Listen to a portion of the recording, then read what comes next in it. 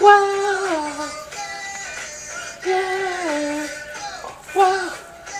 Yeah.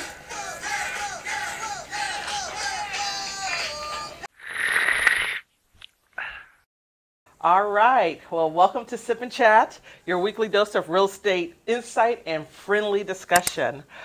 Each week we will be discussing what is new in the market, from interest rates, housing statistics, community insight, and local news with our favorite beverage in hand. And today, because it is the beginning of spring, I have strawberry lemonade. I stayed the same, staying with mochas. Mochas. Love my mocha. All right. Well, anyway, I'm Yvonne Brink with the Brink Home Team here at John L. Scott. I'm Levin Brink. Brink Home Team, John L. Scott. Welcome. Welcome. All right. So let's get started with today's mortgage rate. According to Mortgage News Daily, rates are anywhere from 6.65 to 7.11 this week. Awesome. Awesome. And along with that, we just had some exciting news come out that's just been released. The new forecast for 2024 regarding rates, they are expected to dip below 6%. I did say that. Dip below 6% while price start to accelerate. And they're looking at the fourth quarter where we should start seeing the dip in interest rates. So fingers crossed. Fingers crossed. All right. So let's go ahead and get started with our stats. But before we start there, we just want to make sure we talk about the elephant in the room, and that is the decision that was made by NAR, the National Association of Realtors. So as soon as we're done with stats, we'll get you that information. So, Levin, do you want to start off with what's happening over in Kent? Okay, so we'll take a look at our three of our four biggest markets in South King County. We'll start off with Kent. Last week, 67 homes total active listings in Kent. Only 13 sold last week. 10 of those 13 sold in 5 days or less, though. The average price ranged from $560,000 to $857,000. Sold at 104% of asking price. Average days on the market were 31 days. And then there was 2 homes last week that sold at over 110%.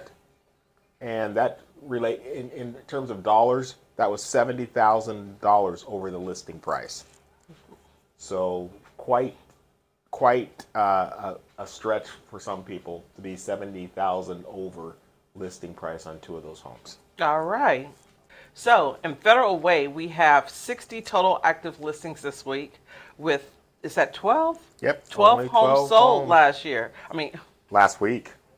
12 homes sold last week. That'd be terrible if only 12 had sold all last year. 12 homes sold last week. The price range was from $376,000 to $1.3 million. And sold price average was at 99%. So they're just still selling at that 100% mark. 6 homes sold in 7 days or less. So I just want to make sure you knew about that. But the average days on market is 35 days. And then, Levin, if you want to take over Auburn. So in Auburn last week, 69 total homes available, 12 sold.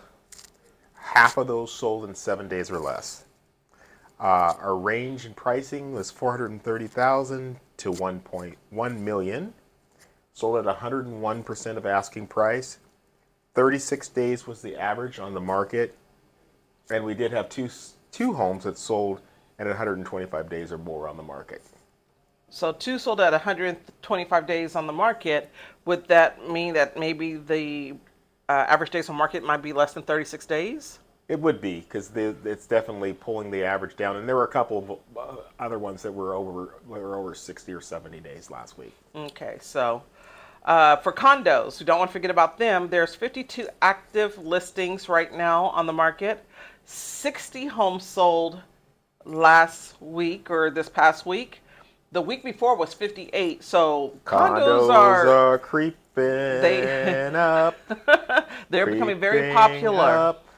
And the average price point for your condos is $210,000 to $810,000. Wow. With the sale price being at 99.65%. So they're right there at the 100% mark too, with the average days on market 39 days.